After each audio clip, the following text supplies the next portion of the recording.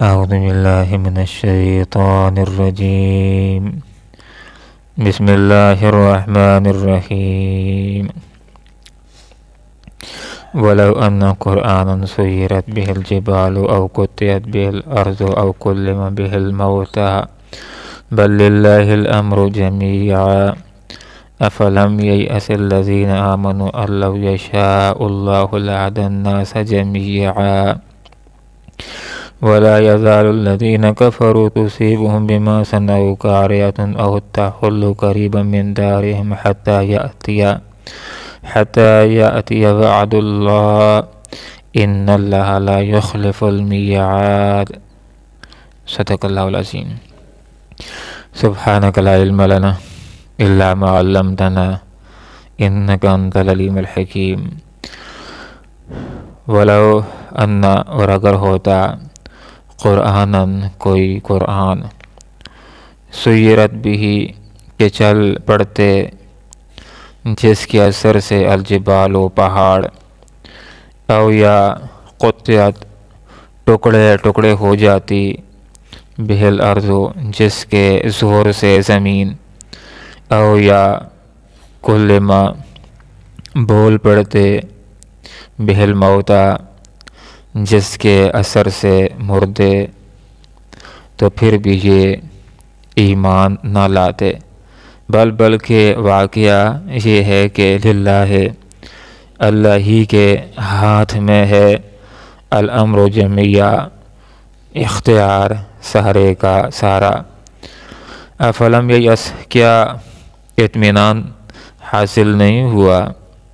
الذین، ان لوگوں کو جو آمنوا ایمان لائے، ان کے لو اگر یشاء وہ چاہتا اللہ تعالی، لہدا تو ہدایت دے دیتا، الناس لوگوں کو، جمیعا سب کے سب کو، ولا یزال، اور ہمیشہ رہیں گے، الذین وہ لوگ جنہوں نے کفر کیا، تصیبہم کے پہنچتی رہے گی ان کو، بما صنعوا ان کے کرتوتوں کی وجہ سے، قارعۃ کوئی نہ کوئی مصیبت، او یا تحل نازل ہوتی رہے گی، قریباً قریب، من دارہم ان کے گھروں کے، حتی یہاں تک کہ یأتی آن پہنچے، وعد اللہ رب العالمین کا وعدہ، ان اللہ بے شک اللہ تعالی، لا یخلف خلاف نہیں کرتا، المیعاد اپنے وعدے کے۔ کفار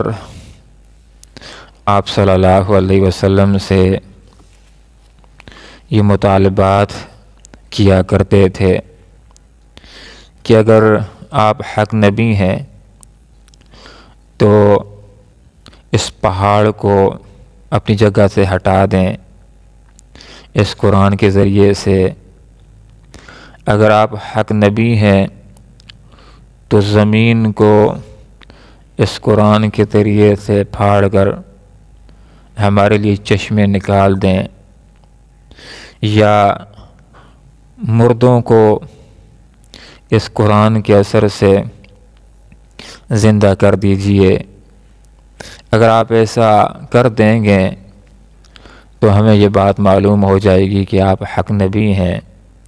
ہم ایمان لے آئیں گے۔ تو یہاں پر یہ بات ارشاد فرما دی گئی کہ اگر کوئی کتاب ایسی بھی نازل کر دی جاتی کہ جس سے پہاڑ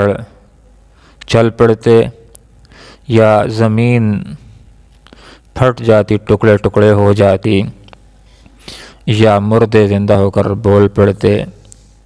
تو پھر بھی یہ ایمان نہ لاتے، اس لیے کہ جو لوگ ضد کے اندر ہیں اور دھرمی کے اندر ہیں، ان کے سامنے اگر بہت بڑا معجزہ آ بھی جائے تو اس کو جادو کا نام دے کر کے، یا یہ کہہ کر کے ہماری آنکھوں کے اوپر جادو کر دیا گیا ہے، اس کو ٹھکرا دیتے ہیں۔ اور جو لوگ حق والے ہوتے ہیں، جن کو حق کی تلاش ہوتی ہے،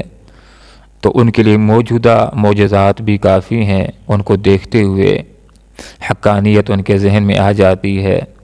وہ ایمان لے آتے ہیں۔ تو یہاں پر اللہ رب العالمین نے ارشاد فرمایا بلکہ واقعہ یہ ہے کہ للہ اللہ ہی کے ہاتھ میں الامر جمیع، اختیار سارے کا سارا۔ مفہوم یہ ہے کہ ایسی بات نہیں ہے کہ جو معجزات یہ مانگ رہے ہیں اللہ تعالیٰ وہ معجزات ظاہر کرنے سے عاجز ہے، قادر نہیں ہے، ایسی بات نہیں ہے۔ بلکہ اگر اللہ رب العالمین چاہے ایسے معجزات پیش کرنا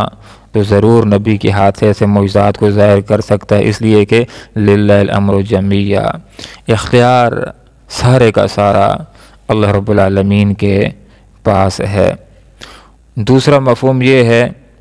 کہ اختیارات اللہ رب العالمین ہی کے پاس ہیں کہ کس کو ایمان کی دولت سے مالا مال کرنا ہے اور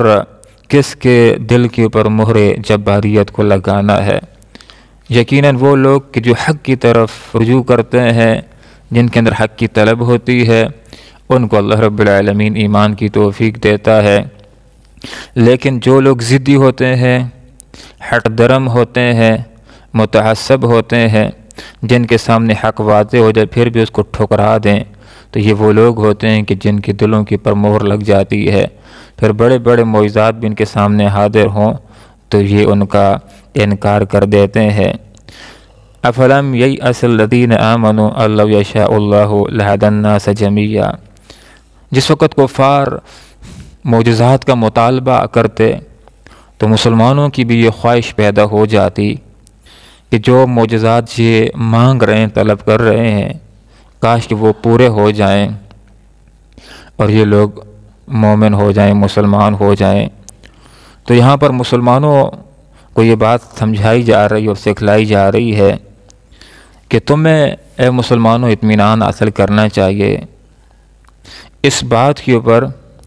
کہ اگر اللہ رب العالمین جبراً اور زبردستی چاہتا کہ دنیا کے سارے انسان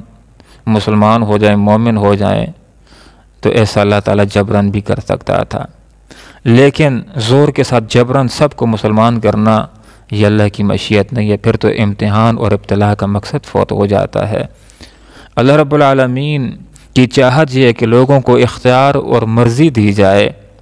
جو خوشی کے ساتھ حق کو قبول کرے گا تو اسی کو اللہ تعالیٰ دولت ایمان سے مالا مال کرے گا۔ لیکن جس کو حق کی طلب نہیں ہے، حق کی پیاس نہیں ہے، دین کی طرف خوشی سے آنا نہیں چاہتا، تو اللہ کی مرضی بھی اس کو جبراً مسلمان کرنے کی نہیں ہے۔ اگر اللہ تعالیٰ سب کو زور کے ساتھ، مجبوری کے ساتھ مسلمان کرتا تو کوئی کافر بن کر رہنے کی جرت بھی نہ کر سکتا۔ وَلَا يَزَالُ الَّذِينَ كَفَرُوا، ہمیشہ وہ لوگ کہ جنہوں نے کفر کیا، ان کے اوپر ان کے کرتوتوں کی وجہ سے، حق کا انکار کرنے کی وجہ سے براہ راست کوئی نہ کوئی مصیبت ضرور آتی رہے گی، یا ان کے قریب علاقوں کے اندر کوئی نہ کوئی مصیبتیں، پریشانیاں ضرور آتی رہیں گی کہ جو ان کے علم کے اندر بھی آئیں گی، ان کے مشاہدے میں بھی آئیں گی، تاکہ ان کو احساس ہو جائے اور وہ اپنی اصلاح کر لیں اور آخرت کی بڑی پریشانی، دوزخ کی پریشانی سے بچنے والے بن جائیں۔ حتیٰ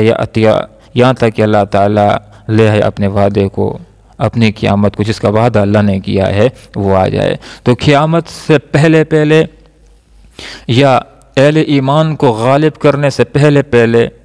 اللہ رب العالمین ان کفار کو کسی قدر مصیبتوں کے اندر اختہ کرے گا، یا ان کے علاقوں کے قریب علاقوں کے اندر اللہ تعالیٰ مصیبتیں نازل کرے گا تاکہ ان کو احساس ہو اور یہ اپنی اصلاح کر لیں۔ ان اللہ، بے شک اللہ تعالیٰ، لا یخلف، خلاف نہیں کرتا، المیعاد، اپنے وعدے کے۔ اللہ رب العالمین نے یہ وعدہ کیا ہے کہ اللہ تعالیٰ قیامت لائے گا، قیامت کے ذریعے اللہ رب العالمین اس دنیا کو ختم کرے گا۔ اللہ رب العالمین کا یہ وعدہ ہے کہ قیامت کے بعد اللہ تعالیٰ انسانوں کو جلائے گا، اٹھائے گا۔ اللہ رب العالمین کا یہ وعدہ ہے کہ انسانوں کو اپنے سامنے لا حاضر کرے گا، ان سے رپورٹ لے گا۔ اللہ رب العالمین کا یہ وعدہ ہے کہ جو لوگ نیک ہوں گے، اچھے ہوں گے، ان کو جنت دے گا، اور جو لوگ برے ہوں گے ان کو جہنم کے اندر پھینکے گا۔ اللہ رب العالمین اپنے ان تمام وعدوں کو پورا کرے گا۔ ان اللہ لا یخلف المیعاد، اس لیے کہ اللہ رب العالمین اپنے وعدے کی خلاف ورزی نہیں کرتا۔ اس آیت سے جو نکات ہمارے سامنے آتے ہیں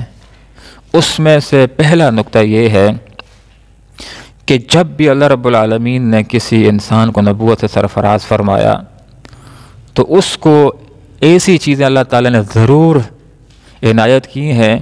کہ جن کو معجزات کہا جاتا ہے، جن کو دیکھ کر کے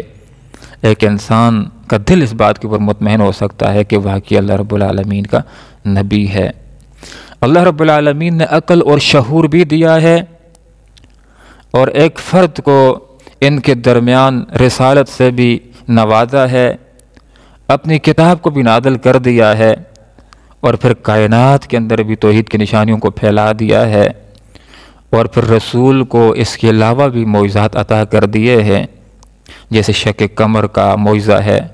یا معراج کا معجزہ ہے۔ یہ وہ چیزیں جن کو دیکھ کر کے ایک آدمی کا دل گواہی دے سکتا ہے کہ یہ شخص واقعی اللہ رب العالمین کا رسول ہے۔ ان بڑے بڑے معجزات کے ہوتے ہوئے بھی اب کسی انسان کو اور کسی معجزے کی کیا ضرورت ہے اپنے آپ کو مطمئن کرنے کے لیے؟ اس کے علاوہ بھی اگر کوئی معجزہ طلب کرتا ہے تو یہ پھر ایسے ہی لوگ ہو سکتے ہیں کہ جو ضدی ہوتے ہیں، جن کے اندر ہٹ درمی ہوتی ہے۔ دوسری بات اس آیت سے ہمارے سامنے یہ بھی آ جاتی ہے کہ معجزہ پیش کرنا یہ رسول کے اختیار میں نہیں ہوتا کہ جس وقت چاہے گا جو معجزہ لوگوں کو دکھانا چاہے لا دکھا دے، بلکہ معجزات کا خالق اللہ رب العالمین ہوتا ہے۔ جس وقت چاہتا ہے نبی کی حقانیت کو لوگوں کی پر واضح کرنے کے لیے نبی کے ہاتھ سے اس معجزے کو اللہ رب العالمین ظاہر کروا دیتا ہے۔ معجزات کے حوالے سے سنت الہی یہ بھی ہے کہ جب کسی قوم نے معجزہ مانگا ہے اور ان کا منہ مانگا معجزہ آ جائے، پھر ایمان لائیں تو بڑی اچھی بات ہے، لیکن اس کے باوجود اگر ایمان نہ لائیں پھر ایسے لوگوں کو سزا دی جاتی ہے۔ جیسے لوگوں نے حضرت صالح علیہ السلام سے معجزہ طلب کیا تھا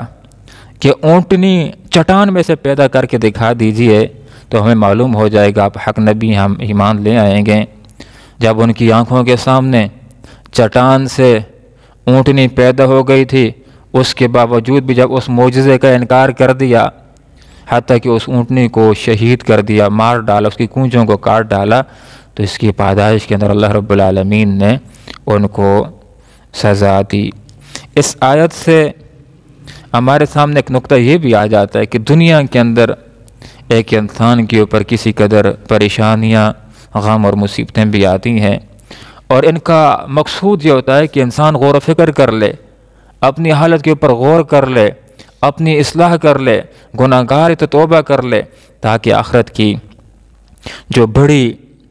سزا ہے، جو بڑی پریشانی ہے دوزخ کی، اس سے بچنے والا بن جائے۔ اور ایک نقطہ ہمارے سامنے یہ بھی آ جاتا ہے کہ اللہ رب العالمین کی ذات وہ ذات ہے کہ جس نے قیامت کے لانے کا وعدہ کیا ہوا ہے، اور یہ وعدہ سچا ہے، اللہ کے تمام وعدے سچے ہیں۔ لہذا ہمیں اپنی اصلاح کرنی چاہیے کہ موت بھی آئے گی، قیامت بھی آئے گی، قیامت کے بعد ہمیں اٹھایا جائے گا، محشر میں رب کے سامنے حاضر ہوں گے۔ اچھے اعمال ہوئے تو بہترین ٹھکانہ ہوگا، اور اگر برے اعمال ہوئے تو بہت برا ٹھکانہ ہوگا۔ اللہ رب العالمین سے دعا کرتے ہیں کہ اللہ تعالیٰ قرآن و سنت کو سمجھنے کی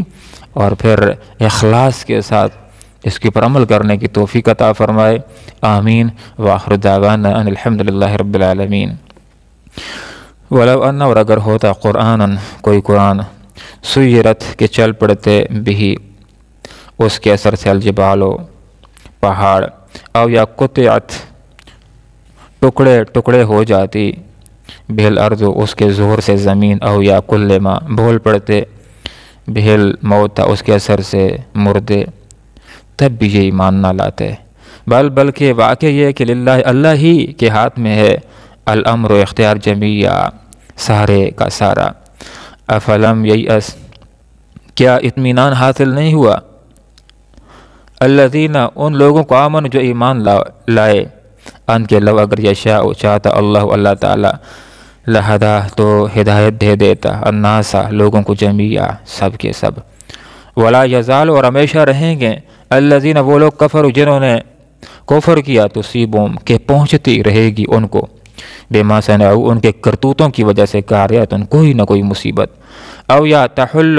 نازل ہوتی رہے گی، قریباً قریب، من دارہم ان کے گھروں کے، حتیٰ یہاں تک کہ یأتی آن پہنچے وعد اللہ اللہ کا وعدہ قیامت کا، ان اللہ بے شک اللہ تعالیٰ لا یخلف خلاف نہیں کرتا المیعاد اپنے وعدے کے۔ اللہم ربنا آتنا فی الدنیا حسنہ وفی الآخرۃ حسنہ وقنا عذاب النار، وصلی اللہ تعالیٰ علی خیر خلقہ محمد وآلہ واصحابہ اجمعین برحمتہ۔